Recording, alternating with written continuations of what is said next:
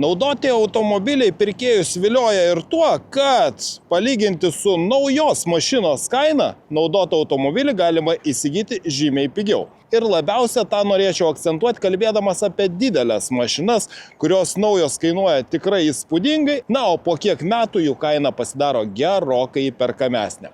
Ir ypatingai tai yra pasakytina apie prancūziškus automobilius. Ir štai čia už mane stovinti didžiausią Renault modelį Renault Koleos. Koleos, kolosas, didysis. Tai prancūzai įvardino savo didžiausią automobilį, o čia už mane stovi jau antros kartos modelis, debiutavęs 2016 metais, Europoje parduotas iki 2022 metų, kai kuriuose rinkose jis iki šiol yra parduodamas, na, o toje pačioje Korejoje ir taip pat kitose rinkose, bet ne Europoje, jis debiutavo jau trečioje kartoje ir kuris yra bendra platformis su kinišku Geely modeliu.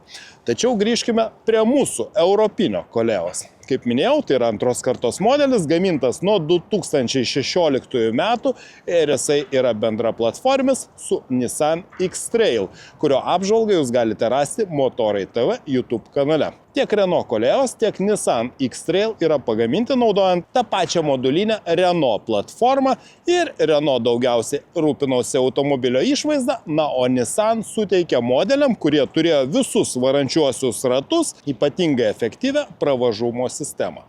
Taigi, Renault Koleos, nežiūrinti pavadinimo, iš esmės nėra toks ir didelis, jo ilgis nesiekia ne 4,70 m. Be to, skirtingai nuo bendra platformio Nissan X-Trail, kuris galimas buvo ir 7 sėdimų vietų, Renault Koleos galėjo turėti tik 5 sėdimas vietas. Tiek pirmos kartos modelio, tiek ir antros kartos versijos pardavimai iš esmės buvo sustabdyti dėl neypatingai didelio populiarumo šio didžiausio Renault segmento atstovo. Nieko keisto, naujas automobilis kainavo išties nemažai, na, o mes pasižiūrėkime, koksgi jisai yra naudotas. Kaip jau minėjau, Renault Koleos galėjo turėti tiek priekinių, tiek ir visų varančiųjų ratų pavarą. Kalbant apie prošvaisą, ji tikrai nemaža, siekia 21 cm, atstumas tarp ašių yra 2,7 m, na, o pats automobilio ilgis yra maždaug 4,70 cm. Ir teko šį modelį bandyti dar 2017 metais, kada jis pretendavo į Lietuvos metų automobilio vardą ir aš jo pats asmeniškai važiavau į Druskininkuose esantį sniego kalną. Ir iš tiesų šis Renault Koleos nustebino savo tikrai didelėmis galimybėmis kopiant į sniego kalną. Tačiau yra modeliai kaip ir šis varomi tik priekiniais ratais, tad ir šis automobilis turintis turbobenzininį 1,3 litro 4 cilindrų motorą pasiekianti 158 arklio galias yra suporuotas su automatinė 2 sankabų EDC transmisija.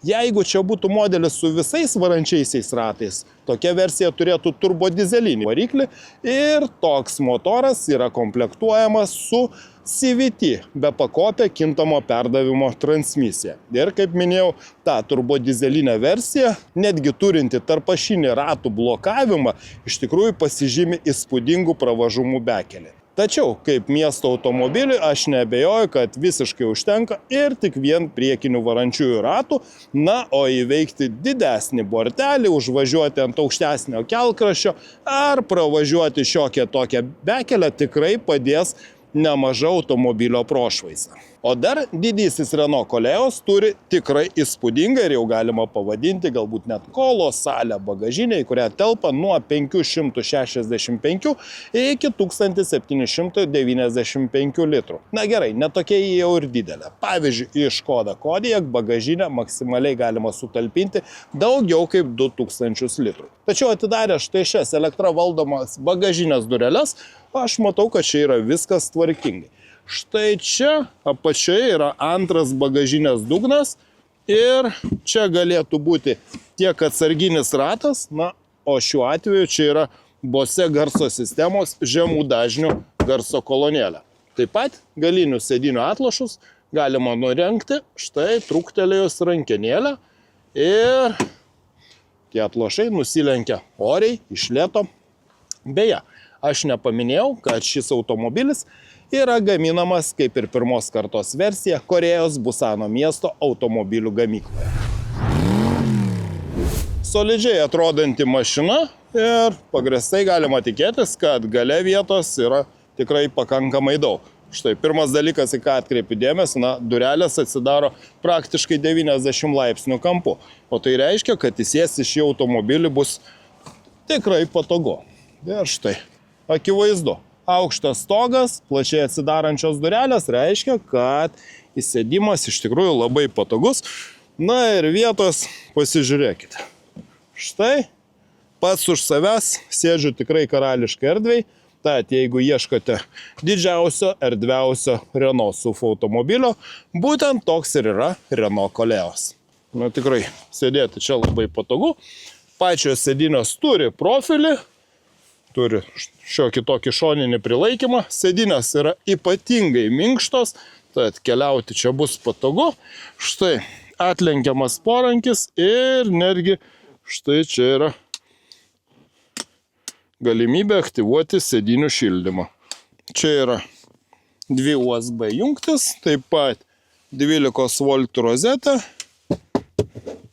Na, iš esmės tikrai erdvus ir bent jau sėdint gale tikrai kokybiškas automobilis. Taip pat atkreipiu dėmesį dar į vieną dalyką, štai čia apačioje centrinis transmisijos tunelis ir jisai yra visiškai nedidelis. Dažniausiai mašinose, kurios turi ir visų varančiųjų ratų pavarą, jis būna aukštas ir sėdėti trečiam tiesiog neįmanoma. Bet kadangi automobilis yra aukštas, turi didelę 21 cm prošvaisą, tai štai aš per vidurį galiu visai patogiai įsitaisyti. Ir dar štai gale bagažinės pertvarą galima nustatyti 2 skirtingas pozicijas. Ir jeigu jį nustatyta toliau, tai aš galiu atlošti sėdynių atlošą arba galiu jį pastatyti labiau statmenai, taip kaip man norisi sėdėti. Tad sėdynių atlošai yra reguliuojami, tas irgi patogu. Ir dar vienas dalykas, štai sėdžiu gale automobilyje ir pradedu judėti ir matau, kad automobilis siūbuoja. Didelė mašina, akivaizdžiai suderinta komfortiškai. Štai. Judu ir visas automobilis juda. Na, bus labai įdomu išbandyti, kaipgi ta mašina važiuoja, nes akivaizdu, kad pakaba suderinta tikrai labai komfortiškai. Įdomu pasiūbuoti automobilį ir atsisėdus į priekį. Štai kaip jisai siūbuoja. Na, įsivaizduoju, kad ir važiuoja jisai tikrai taip labai komfortiškai siūbuodamas. Ir pirmas dalykas, į ką atkreipiau dėmesį be šio siūbavimo, kad jeigu pasižiūrėsite mano prieš kelis metus daryto naudoto Renault Talisman didelio universalo, taip pat galima kaip sedanas modelio apžvalgą, aš ten atkreipiau dėmesį, kad štai ta centrinė dalis, jinai visai juda, krepžda, tai čia įsitvėrė štai šitas vietas. Siūbuodamas automobilį aš jaučiu, kad viskas surinkta labai tvirtai. Ir pirmą dalyką, ką aš noriu pažymėti, tai, kad būtent šitas Renault Koleos tiek pirmoje, tiek ir antroje kartoje buvo gaminamas Busano gamykloje Korėjoje, tą aš jau minėjau, tačiau Renault įsigijo Samsung automobilių gamintojo padalinį dar 21 amžiaus pradžioje ir šis Koleos buvo gaminamas Korėjoje. Kodėl aš tą akcentuoju? Ogi tai, kad jo bendraplatformis Nissan X-Trail buvo gaminamas Anglijoje, Sunderlando gamykloje ir ten surinkimo kokybei, švelniai tariant, buvo nemažai pastabų. Apie automobilio patikimumą pakalbėsim vėliau, tačiau aš jaučiu, kad čia yra tvirta, kokybiškai surinkta mašina. Na, akivaizdu, kad tai yra tiek Renault, tiek ir korėjietiško automobilio reprezentacinė mašina ir viską liečiant, žiūrint, jaučiasi, kad tai yra tikrai tvirtas, solidus automobilis ir, kaip jau minėjau, galima su ypatingai gerą pravažumą turinčią visų varančiųjų ratų sistema. Tačiau, kai atsisėdate į šį automobilį, matote štai šią ir geresnė, nes standartinė buvo multimedijos sistema su 7 colių ekranu, čia yra 8,2 colių, kaip ir geresnė multimedijos sistema.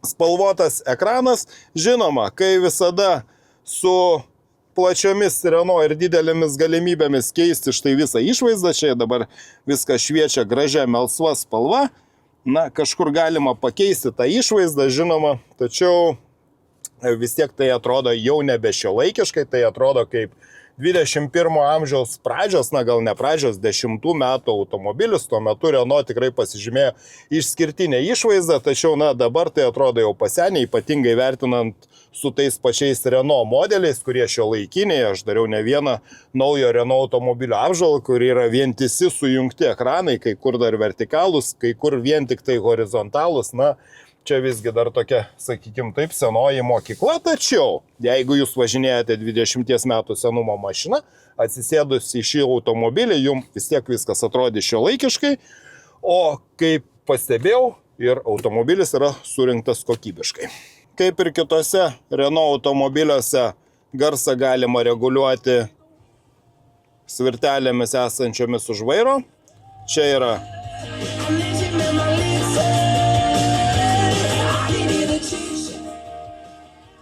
tikrai gerai skambanti Bose garso sistema ir pagal parinktis galima štai nustatyti, kokio norite apšvietimo. Štai sistema, vairuotojo profilis, galima pasirinkti, kokio norite apšvietimą ir, na, iš tikrųjų, pasirinkimo galimybės leidžia tikrai nemaža šitas automobilis. Prisižaidė į valias, įvertinę tikrai kokybišką salono aplinką ir jis man kur kas labiau patinka negu minėtas Renault Talisman, tai pakalbėkime apie važiavimą. Ir aš jau, kaip minėjau, su galingiausiu 2 litrų turbodizeliniu motoru buvo galima visų varančių ratų pavara su galimybė blokuoti centrinį diferencialą, o tai reiškia tikrai įspūdingai geras pravažiavimo savybės, tačiau žinoma, didžioji dauguma automobilių buvo parduodama su priekiniu varančiųjų ratų pavara, tai arba turbodizeliniu 1.6 litro motoru, arba turbo benzininiu 4 cilindrų 1.3 litrų varikliu, kaip šiuo atveju sukančių priekinius ratus.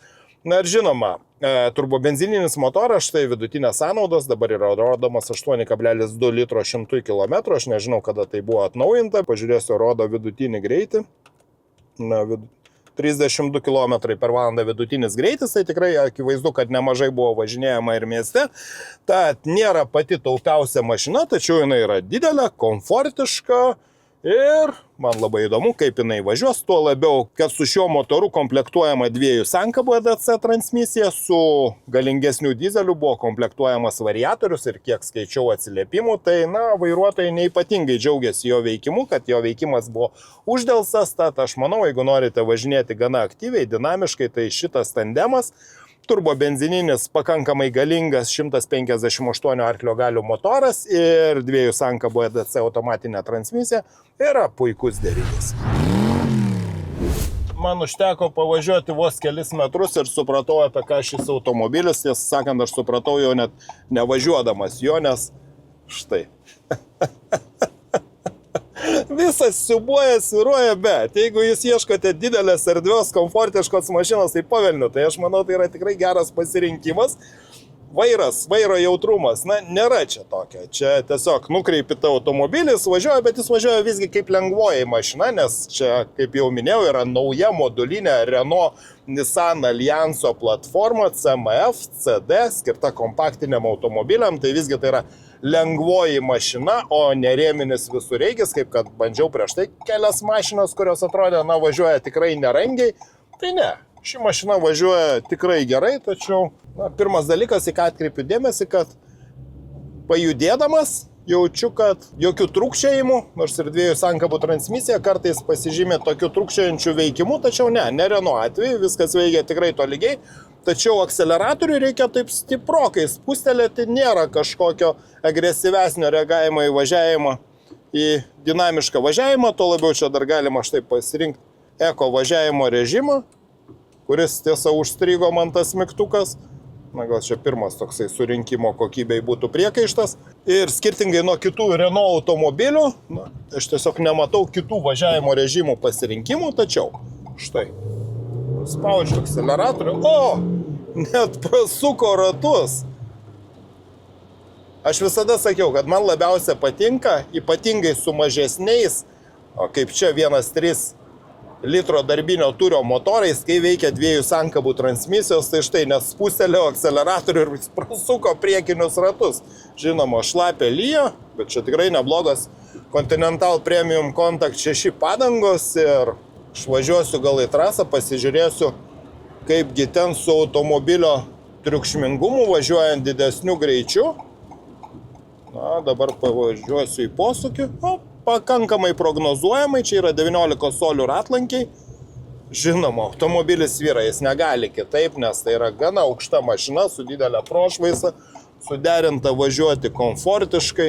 Visur stengiasi įsijungti stabilizacijos kontrolę, beje, kalbant apie saugumo sistemas, štai yra greitoji parinktis, kur galite įjungti arba išjungti norimą saugumo sistemą, jų čia yra pakankamai nemažai, tiek ir aktyvus stabdymas, tiek ir važiavimo savo juostą palaikymas, na, nuovargio atpažinimo sistema.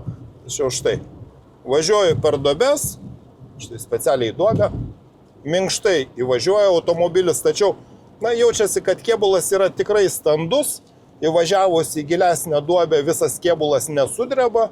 Ir žinoma, jeigu jūs norite automobilio, kad jis važiuotų kuo taupiau, tada aišku, verta galvoti apie variantą su turbo dizeliniu varikliu, bet vėlgi, čia jau eksploatuojant šį automobilį, kyla tam tikrų niuansų, apie ką pakalbėsime vėliau. Tačiau, na, matau, kad važiuoja tikrai labai komfortiškai. Norėtųsi, kad čia būtų kažkoks tai sportiškas važiavimo režimas. Jau prisireiktų išnaudoti visą šio varikliuko galią, bet akivaizdu, renkantis tokį automobilį, tai tikriausia tas dinamiškas važiavimas nėra prioritetinis, bet kaip minėjau, 2 sankabų automatinė transmisija tikrai labai greitai perjunginėja pavaras, tad, na, štai pajudėti galima tikrai pakankamai dinamiškai. Štai sukasi ratai, tik slysta. Fantastika. Žinoma, tas variklio garsas tikrai labai girdisi tuo metu, kai jūs aktyviai spaudžiate akceleratorių. Aišku, aš dabar važiuoju toli gražu neįdėliu oru, lietus lyja. Dideli ratlankiai, plačios padangos, 19 solių ratai, reiškia, kad triukšmo nuo rato tikrai pakankamai nemažai. Aerodinaminis triukšmas yra pakankamai nedidelis.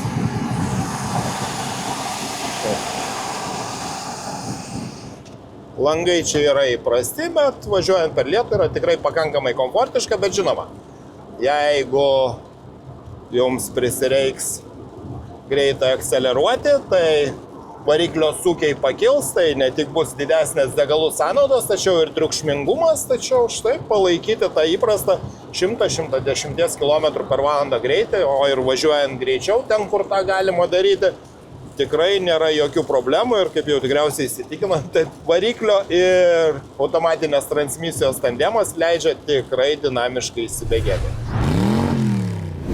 Na štai ir pasivažinėjau stebėtinai smagiai. Tikrai negalvojau, kad tai bus tokia, na, ne tiek smagi, kiek tikrai komfortiška, patogi mašina kelionėm ir ta minkštai sureguliuota pakaba ir tikrai netiksli vairo sistema visiškai čia dera. Ir aš visą laiką važiavau įsijungęs eko režimą, nes jeigu aš jį išjungdavau, tas atrodo nedidelis 1,3 litro, tačiau beveik 160 arklio galių pasiekiantis varikliukas. Jis visą laiką taip noriai prasukdavo priekinius ratus, ypatingai važiuojant per lietų, kad, na, pasirinkau eko režimą, taip galima ir sutaupyti šiek tiek degalų ir, na, tas galios dozavimas yra toks labiau prognozuojamas. Tai patiko kokybė, patiko komfortas, patiko kaip groja garso sistema.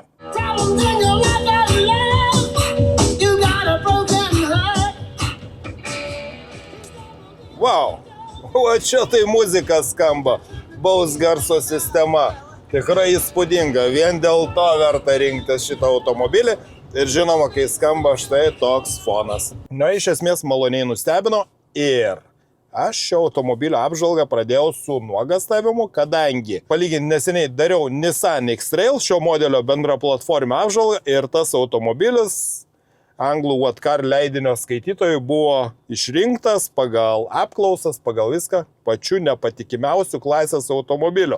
Ir vaje galvoja, nu jau jeigu Nissan X-Trail jau pats nepatikimiausias klasėje automobilis, tai ką jau kalbėti apie Renault Koleos. Ir galvoju, na šis Koleos kolosas bus ant molinių kojyčių ir žinote ką? ogi apsirikau. Apsirikau taip, kad visgi pasirodo tikriausiai yra labai didelis skirtumas, ar automobilis yra pagamintas Anglijoje, kaip kad Nissan X-Trail atveju, ar Korejoje, kaip kad šio Renault Koleos atveju. Ir nusiskundimų apie šią mašiną yra gerokai mažiau. Žinoma, pirmas dalykas tai imtis tų parduotų automobilių. Nissan X-Trail buvo parduota žymiai daugiau, na, o Renault Koleos pardavimai buvo gerokai mažesni, tačiau nusiskundimų tiek daug kaip apie Nissan X-Trail, kur apie 40% to automobilio savininkų susidūrė su vienokiomis ar kitokiomis problemomis. Tiesa, ten daugiau buvo smulkmenos, elektronika, ten kiti gedimai, kurie vis tiek erzina, bet jie buvo gana greitai ir lengvai sutvarkomi. Tai apie Renault Koleos aš tos informacijos praktiškai neradau. Ir automobilis, galima sakyti, vertinant visus atsiliepimus, yra tikrai stiprus vidutiniokas, kalbant apie šios mašinos patikimumą. Į ką reikia atkreipdėmėsi, kas būna agenda, tai multimedijos sistema, elektronika, skirtingi pranešimai, tačiau tikrai nėra daug informacijos, kad tai būtų nuolatiniai gedimai. Taip pat šis modelis buvo atšaukiamas dėl vairo kolonėlės mechanizmo tvirtinimo.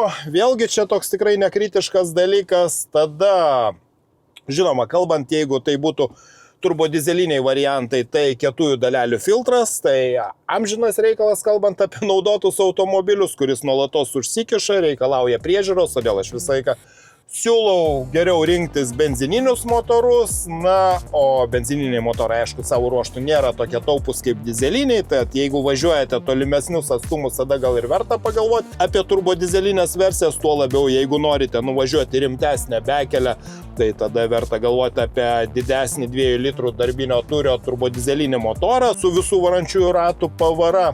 Taip pat turbodizelinių variklių purkštukai, visa tai nėra pigus malonumas remontuoti, tačiau apskritai vertinant, palyginti Nissan su Renault, Nissan ir detalės yra brangesnės, japoniškų automobilių yra brangesnės, Renault detalės yra pigesnės, tad ir priežiūra yra pigesnė, taip pat nusiskundimų, palyginti Nissan ir Renault atveju yra gerokai mažiau, tas maloniai nustebino. Taip pat, jeigu čia versija su galingesniu dizeliniu varikliu ir jinai turi kintamo perdavimo CVT transmisiją, joje rekomenduojama keisti alyvą kas 25 000 km. Na, dėl EDC automatinės transmisijos čia tikrai daug kažkokių nusiskundimų nėra ir iš tikrųjų montuojama į daugelį automobilių. Nuo Renault Captur, Renault Kadjar iki šio didžiojo Renault Koleos ir kaip matote, veikia jinai tikrai labai šauniai, labai smagiai. Tikrai man patiko, kaip jinai veikia ir netgi pasirinkau tą nuolatinį eko režimą, kad nebūtų tokia dinamiška ir pastoviai neprasukinėtų ratų. Tad automobilis tikrai labai maloniai nustebino. Tad štai jums toks patarimas. Ieškote pakankamai didelio, erdvaus ir komfortiško SUV automobilio, pasižiūrėkite į šį Renault Koleos. Galbūt jis bus tokių pačių malonių atradimų, kokiu jis tapo ir man.